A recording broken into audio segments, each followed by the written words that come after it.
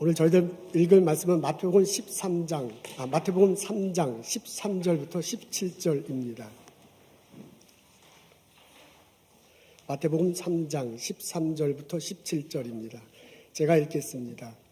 이때 예수께서 갈릴리로부터 요단강에 이르러 요한에게 세례를 받으려 하시니 요한이 말려 이르되 내가 당신에게서 세례를 받아야 할 터인데 당신이 내게로 오시나이까. 예수께서 대답하여 이르시되 이제 허락하라. 우리가 이와 같이 하여 모든 의를 이루는 것이 합당하니라 하시니 이에 요한이 허락하는지라. 예수께서 세례를 받으시고 곧 물에서 올라오실새 하늘이 열리고 하나님의 성령이 비둘기같이 내려 자기 위에 임하심을 보시더니 하늘로부터 소리가 있어 말씀하시되 이는 내 사랑하는 아들이요 내 기뻐하는 자라 하시니라. 아멘. 카핑 베토벤이란 영화가 있습니다. 19세기 오스트리아 비엔나를 배경으로 하고 있습니다. 베토벤이 귀가 멀고 있어요. 자괴감 때문에 성질이 난폭해지기 시작하고 있습니다. 그에게 카피스트가 필요합니다. 그 작곡가의 원본 악보는 읽기가 굉장히 어렵다고 그래요. 악상이 떠오르는 대로 막 자기가 휘갈겨 썼고요. 그리고 그걸 막 지우고 자기만의 암호나 주석을 달아놓았기 때문이라고 합니다. 그래서 그것을 전문적으로 읽고 작곡가의 의도를 파악하고 보통 사람들이 이해할 수 있도록 악보를 그려내는 사람이 필요하대요. 그런 직업을 카피스트라고 한다고 합니다. 안나라는 사람이 추천받아 왔습니다. 비엔나에 있는 음악대학의 우등 학생이고요. 작곡을 전공하는 학생입니다. 베토벤이 처음에는 우습게 여겨요. 젊은 여학생이 무엇을 할 수 있을까 하는 식으로 시큰둥하게 반응을 보입니다. 그런데 그 첫날 베토벤이 잘못 쓴 음표를 찾아내고 교정하는 것을 보고 깜짝 놀랍니다. 이 친구가 아주 보통 내기가 아니구나 하면서 첫날 오후에 받아들이며 함께 일하기 시작했습니다.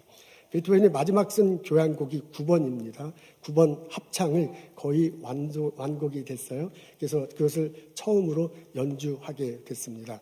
비엔나에서 연주하는데 베토벤이 자기가 초연을 처음 하는 거니까 지휘를 하겠다고 자꾸 말합니다. 근데 이때는 귀가 완전히 멀었기 때문에 지휘를 할 수 없는데 자꾸 하겠다고 해요. 그래서 할 수 없이 어떻게 아까 궁리하다가 카피스트 안나가 나섭니다. 그 사람이 오케스트라 중간에 서서요.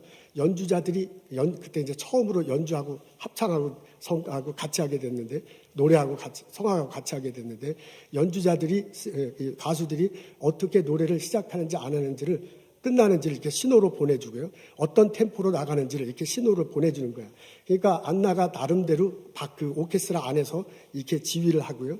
베토벤이 그것을 보고 지휘를 하는 거예요. 그 다음에 연주가와 성악가들은 베토벤의 지휘를 보고서 그리고 이제 연주를 하는 겁니다. 이렇게 해서 교향곡 9번 합창이 잘 끝났다고 합니다. 근데 참 아름다운 장면이죠. 근데 이것은 영화 속의 내용이고 실제로는 이렇지 못했다고 해요.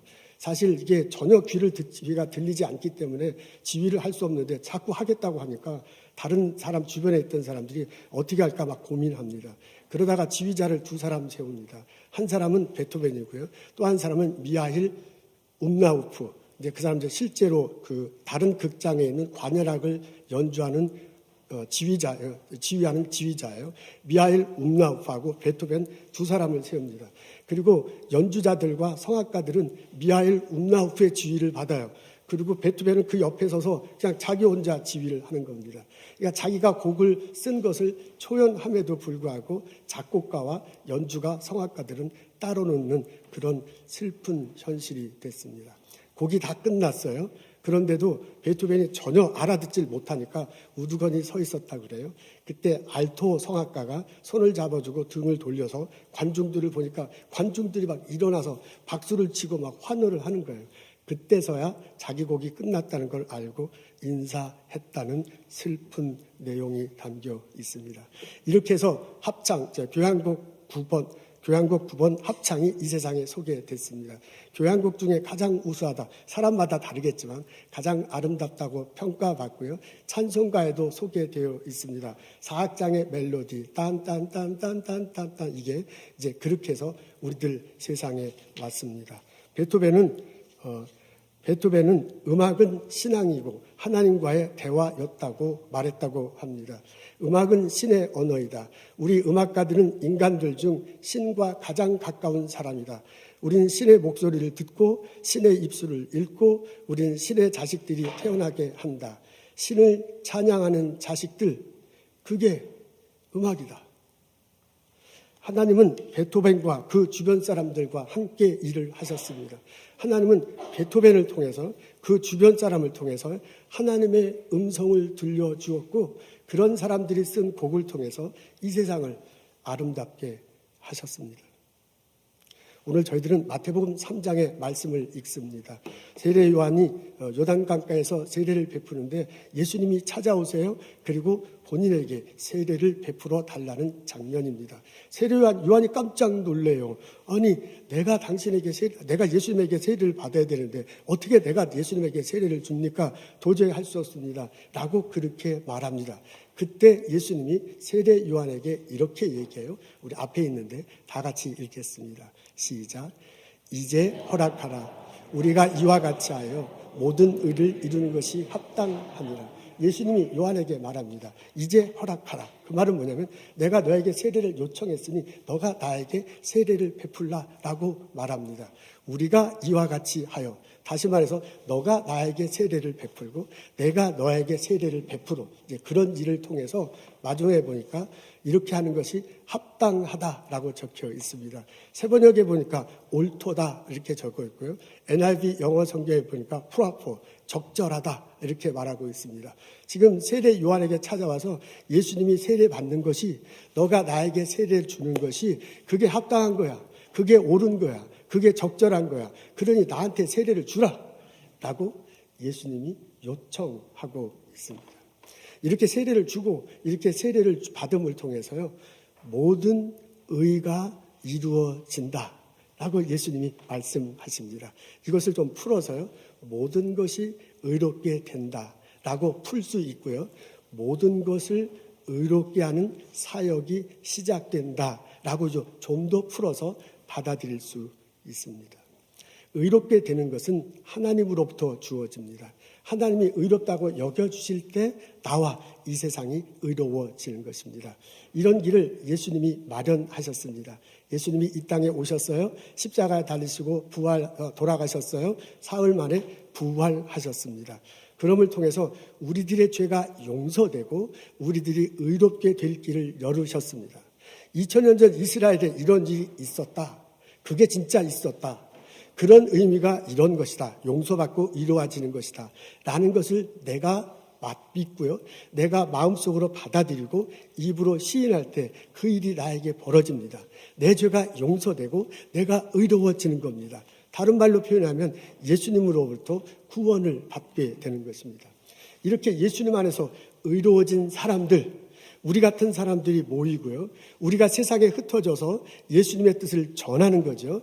예수님 안에서 의로워진다고 말하면서 살아가는 거죠. 그것을 통해서 하나님의 뜻이 전해지고 보다 많은 사람들이 예수님을 통해서 하나님 앞에 돌아오죠. 하나님 앞에서 의로워지는 이 세상이, 의로워지는 사람이 많아짐을 통해서 이 세상이 점점점 의로워지는 것입니다. 이런 일이 시작되는 거다. 지금 세례 요한한테 말하고 있는 거예요.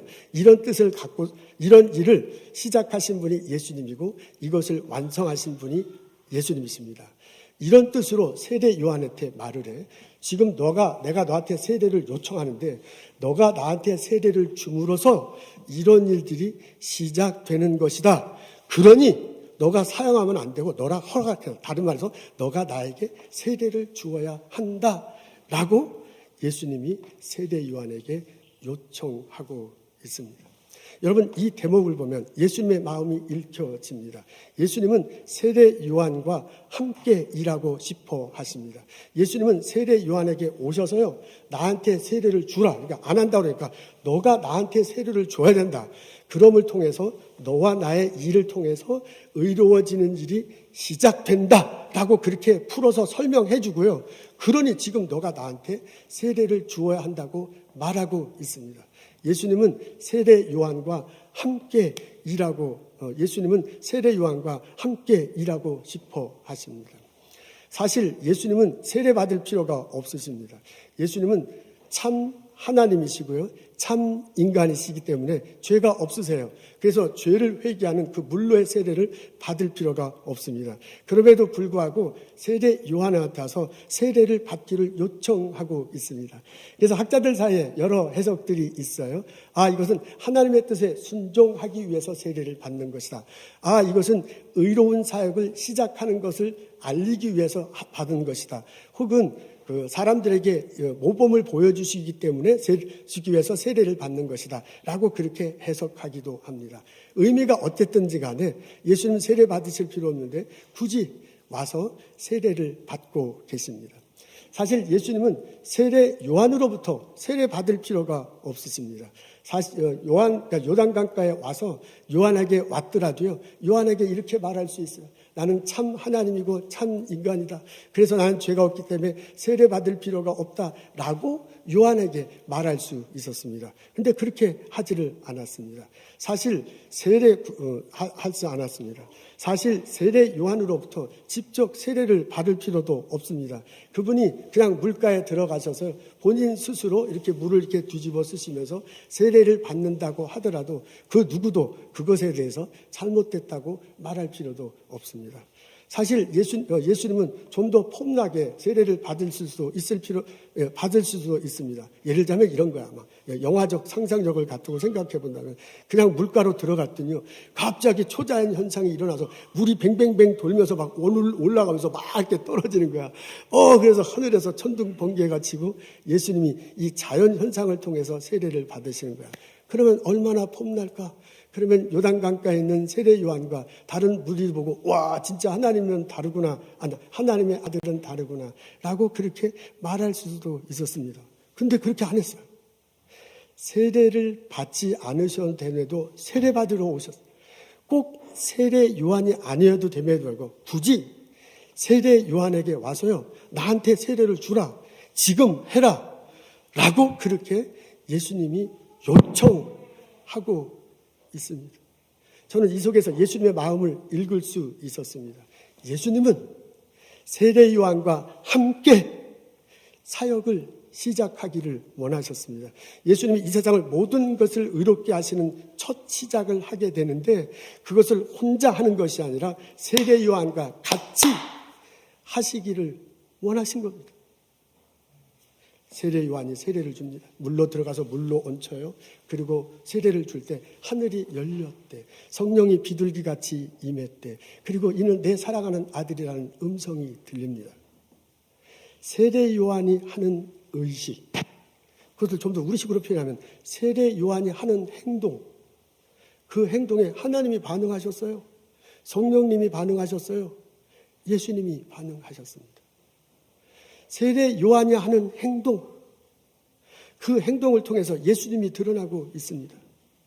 세례 요한이 하는 행동, 자신의 삶의 현장에서 하는 행동, 그 행동을 통해서 예수님과 함께 이 세상을 의롭게 만드는 사역이 시작되고 있어요. 예수님은 세례 요한과 함께 사역하기를 원하셨습니다. 아멘, 할렐루야.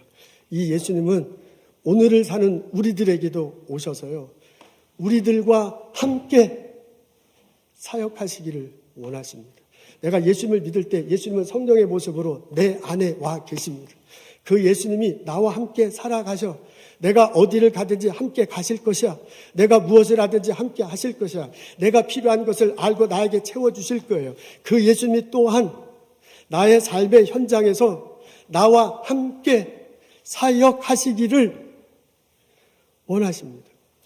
가나 혼인잔치에 예수님이 참석하셨어요. 포도주가 떨어졌다는 어머니의 소리를 들으세요. 그때 예수님이 어떻게 하시냐면 하인들을 통해서요, 돌 항아리 6에 물을 채우라고 하십니다. 그리고 그 물을 포도주로 바꿨어요.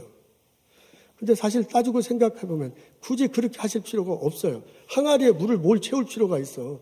그냥 비워진 항아리에 포도주야 생겨나서 포도주를 가득 채울 수 있었습니다. 근데 안 그랬어요. 하인들의 손길을 빌어서 채우게 하시고 그 물을 포도주로 바꾸셨습니다. 갈릴리 호수에서 5,000명의 사람들을 먹이셨습니다. 그때 어린 아이 하나가 와서요, 보리떡 5개와 물고기 2마리를 가지고 왔어. 그것을 가지고 하늘을 우러러 축사하세요. 그리고 나눠줬습니다. 5,000명이 먹고도 12광주리가 남는 일이 벌어졌습니다. 그 장면도 생각해보면 굳이 소년의 도시락을 사용할 필요가 없잖아요. 그 어린애 먹는 걸 가지고 뭐 이렇게 뺏는 것도 아니고 뭘 그래요. 그거 필요 없이 생겨라. 빵이 생겨라. 먹을 거 생겨라. 그래가지고요, 5,000명 아니라 더 많은 사람을 먹일 수도 있었습니다. 근데 예수는 그렇게 하지 않았어요. 소년을 찾게 하시고요, 소년을 사용하시면서 예수님 사역을 하셨습니다. 예수님은 사람들과 함께 사역하시기를 원하십니다. 그 예수님은 나와 함께 이 세상에서 사역하시기를 원하십니다. 예수님은 나의 삶의 자리에 찾아오셔서 나와 함께 일하시기를 원하십니다. 예수님이 세례 요한을 찾아갔습니다. 세례 요한은 요단 강가에서 세례를 주었어요. 그 요단 강가가 그 사람의 삶의 자리야. 그 사람의 일터야. 세례가 요단 강가에서 매일 그냥 세례 요한이 하는 일이에요. 그건 세례 요한에게 일상의 삶의 자리고 일상의 일터입니다. 근데 거기에 예수님이 찾아가셨어요. 세례 요한이 예수님을 찾아간 것이 아닙니다. 예수님이 직접 찾아가셔서 함께 일하기를 요청하고 있습니다. 그 예수님이 또한 나의 삶의 자리, 1세대로 살아가는 나의 삶의 자리, 나의 일터에 오셔서 나와 함께 일하시기를 원하십니다. 여러분, 세례가 우리들에게는 뭐 가끔 하는 것이기 때문에 특별한 것인지 보일지 모르지만 세례 요한에게는 늘상 하는 일입니다. 그게 그 사람의 삶의 자리고요, 그 사람의 일터고요, 그 사람의 늘상 하는 일이에요. 근데 그 일을 통해서 찾아오셔가지고 그 늘상 하는 일을 통해서 예수님이 함께 사역을 하고 있습니다. 세례 요한은 자기가 무슨 일을 하는지 잘 몰랐습니다. 이거는 내가 그냥 늘상 하는 일이고 여기서 내 일터고 내 여기서 세례 주는 건데 왜 예수님이 오셔갖고 세례 받기를 원하는가 잘 알지 못할 때 예수님이 의미를 깨닫게 해줘. 너 나한테 세례를 줘야 된다. 지금 내가 너에서 세례를 받는데 그게 의롭게 되는 일의 시작이다 라고 깨우쳐 주세요.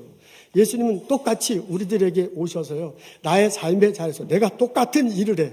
똑같이 회사에서 일하고요, 똑같이 비즈니스, 스몰 비즈니스 하고요, 그리고 똑같이 가정에서 일하고, 똑같이 병원에서 환자 봐, 똑같이 연구소에서 일을 해. 그런데 그 나의 삶의 자리에 오셔서 이게 어떤 의미가 있는지를 깨우쳐 주시고 나와 함께 일하시기를 원하십니다. 우리는 보스턴에서 이민 1세도 살아가는 나는 이것을 믿고 나의 삶의 자리에서 나의 일터에서 일할 필요가 있습니다. 내가 늘상 하는 일이 아니구나. 내가 있게 늘상 하는 일 가운데 예수님이 오셔서 나와 함께 하시는구나. 이것이 예수님 안에서 볼 때 이런 의미가 있는구나 라는 것을 깨닫고 일상의 일을 하는 것, 그것이 우리들에게는 필요합니다. 그런 고백을 가지고 회사 나가서 일하는 것이고요. 그런 고백을 가지고 동료들과 함께 같이 의논하는 것이고요. 그런 고백을 가지고 연구하는 거야. 그런 고백을 가지고 학생들을 가르치는 거야. 그런 고백을 가지고 내 스몰 비즈니스를 열고 손님을 만나는 거예요. 그런 고백을 가지고 내가 환자들을 대하는 겁니다. 그때 그건 나의 일상의 일이지만은 내가 예수님 이름으로 일을 할 때 나에게 찾아오셔서 나와 함께 하시는 예수님의 사역이 나와 함께 이루어지는 것입니다. 아멘. 여러분, 내가 하는 일은 하잘 것 없어 보입니다. 여러분, 내가 하는 일은 작아 보입니다. 근데 그것은 하나님 안에서 세운 큰 계획 안에 반드시 필요한 모양새입니다. 우리는 서로 다른 일을 하고 있습니다. 서로 다른 직업을 갖고 있고 서로 다른 일터에서 일하고 있어. 그래서 우리가 생산해내는 것, 우리가 일의 결과물, 우리가 하는 것은 각자 다를 수 있지만 쓰임새는 같습니다. 그 쓰임새는 하나님의 계획하시는 대로 사용됩니다. 창세기 1장에 보면 하나님께서 이 세상을 만드신 모습이 나와. 그래서 창세기 1장에 보면 큰 그림이 그려져요. 하나님이 뭐라고 하냐면 보기에 참 좋다고 말했어요. 그 참 좋은 그림이 그려져.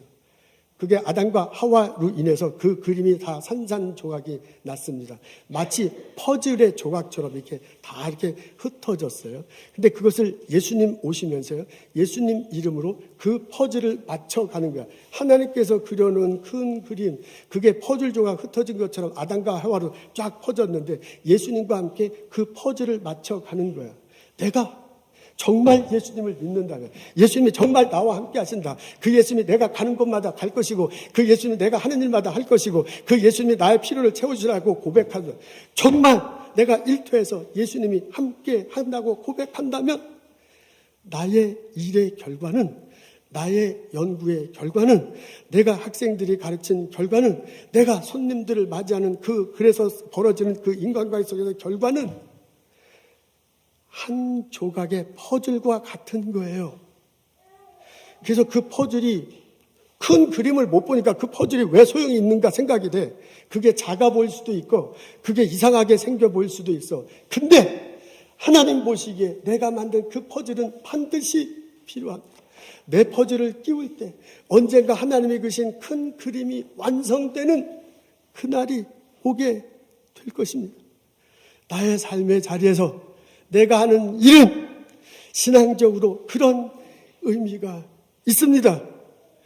이런 깨달음을 가지고, 이런 고백을 가지고 여러분 일터에서 일하는 나와 여러분 되시기를 주님의 이름으로 소원하고 기도합니다. 하나님께서 우리들을 사용하실 것입니다. 그 하나님께서 복을 내려주셔서 우리들을 생계를 유지하게 하시고, 그 하나님께서 복을 내려주셔서 나의 일의 결과를 통해서 이웃들을 행복하게 만들 것입니다.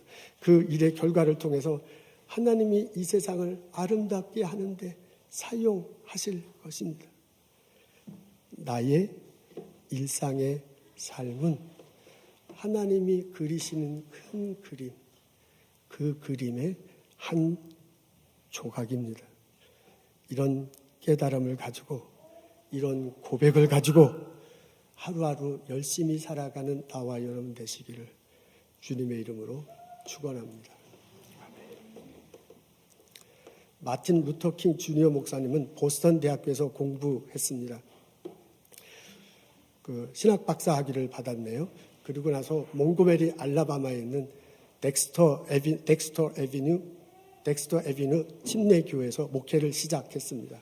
목회를 시작하자마자 사건이 하나 벌어집니다. 그때 당시에는 흑인과 백인, 버스에서 흑인과 백인이 앉는 자리가 구분되어 있었습니다. 근데 흑인 여성분이 백인 앉는 자리에 앉았었는가 봐요. 그런데 백인 남성이 왔는데도 자리를 비켜주지 않았습니다. 그래서 그 여자분이 경찰에 체포되고 연행됐습니다. 그것이 1955년 12월 달에 벌어졌습니다. 이것이 몽고메리시에 이제 다 소식이 전해지면서 킹 목사님과 그리고 그 시에 있는 지도자들이 나서서 버스 타는 것을 보이콧하는 그런 운동을 펼칩니다. 지금은 자동차가 많기 때문에 버스 타는 게 뭐 대수인가 하지만은 1955년도니까요. 자동차보다 훨씬 버스가 많았고 많은 사람들이 버스를 이용했는가 봅니다. 그래서 몽고메리 시민들이 버스를 안 타니까 그 버스 그 주인들은 손해를 많이 보는 거예요. 이게 자꾸 이제 손해 볼 수 없으니까 경찰에 압력을 주고 이 사람 저 사람 해가지고 이 시민 킹 목사를 비롯한 지도자들을 협박하기 시작했습니다. 아마 경찰서에 여러 사람들이 끌려가기도 했던 모양입니다. 킹 목사님의 그 사택에 폭탄을 막 날아 두르기도 했다고 합니다. 그렇게 1년이 지났어요. 그러면서 미국 연방 대법원이 버스 내 인종분리법에 대한 위헌 판결을 내립니다. 이러면서 몽고메리 시내버스 보이콧 운동이 목적을 달성하게 됐습니다. 이후에 킹 목사님은 애틀란타에 있는 에베넷을 침례교회로 옮겨요. 그래서 이제 애틀란타가 좀 더 큰 도시니까 그때부터 이제 좀 미국 내에 알려지기 시작했습니다. 그래서 미국 내 각지에서 벌어지는 인권 운동에 참여하고 리더십을 발휘하게 됩니다. 인종차별 철폐, 노동운동, 시민권익운동, 베트남 전쟁 파견 반대 운동에 참여합니다. 1964년 10월 14일에 미국의 인종차별을 끝내기 위한 비폭력 저항 운동의 공로를 인정받아 노벨 평화상을 받게 됩니다. 이번에 1963년도 워싱턴 DC에서 사람들이 모였을 때, 그때도 이제 그때도 이제 워싱턴 행진을 위해서 모였는데 연설을 하잖아요. 이 연설을 우리 익히 알고 있는 내용입니다. 나에게는 꿈이 있습니다. 조지아주의 붉은 언덕에서 노예 후손들과 노예 주인의 후손들이 형제처럼 손을 맞잡고 나란히 앉게 되는 꿈입니다. 나에게는 꿈이 있습니다. 내 아이들이 피부색을 기준으로 사람을 평가하지 않고 인격을 기준으로 사람을 평가하는 나라에서 살게 되는 꿈입니다. 지금 나에게는 꿈이 있습니다. 예수님은 마틴 루터킹 목사님과 함께 일하셨습니다. 마틴 루터킹 목사님을 통해서요, 인종차별 철폐를 하게 하시고 이 미국 땅을, 이 세상을 아름답게 하셨습니다. 예수님은 베토벤과 함께 일하셨습니다. 베토벤을 통해서 신의 언어를 들려주고요, 그 베토벤을 통해서 이 세상을 아름답도록 바꾸셨습니다. 예수님은 세례 요한과 함께 일하셨습니다. 세례 요한한테 직접 찾아가서 그 삶의 자리에 가서 세례가 무엇인지 그 의를 시작한다는 것이 어떤 일을 알려주면서 세례 요한을 통해서 이 세상을 아름답게 만들어 가고 있었습니다. 그 예수님이 나와 함께 일하시기를 원하십니다. 우리는 서로 달라. 우리들은 일하는 데가 다르고 우리의 은사도 다르고요. 우리의 열정도 다르고요. 우리 하는 일의 결과도 달라. 그렇지만 어떤 모습이든지 간에 어떤 일터든 간에 나의 일터에 오셔서요, 나와 함께 일하시기를 원하셔. 내게 주신 은사, 내게 주신 열정, 내 직업, 내가 하는 것, 그것을 통해서 어떤 결과물을 만들어내고요. 그 결과물로 하나님 보시기에 좋은 세상으로 만들어 가시기를 원하십니다. 나를 통해서 나의 삶의 자리, 나의 일터에서 늘상 하는 그 일을 통해서 예수님의 위대한 일이 진행되고 있습니다. 이 믿음 가지고, 이 고백 가지고 일터에서 소망 가운데 힘있게 일하며 살아가는 나와 여러분 되시기를 주님의 이름으로 축원합니다. 기도하겠습니다. 하나님 감사합니다. 예수님을 그리스도로 고백하게 하시고 그 예수님이 나와 함께하고 있다고 믿으며 생활하게 해주셔서 감사합니다. 나의 일터에서, 나의 가정에서 내가 늘상 하는 일을 통해 예수님이 드러나고 하나님의 뜻이 이 땅에 전해지게 하옵소서. 하나님 앞에서 의로워지는 사람들이 많아지고 이 세상이 의로워지는데 저희들을 사용하여 주옵소서. 예수님과 함께 일한다는 고백, 예수님과 함께 일하는 기쁨을 누리며 살아갈 수 있도록 복을 내려 주옵소서. 예수님 감사합니다. 예수님 이름으로 기도합니다. 아멘.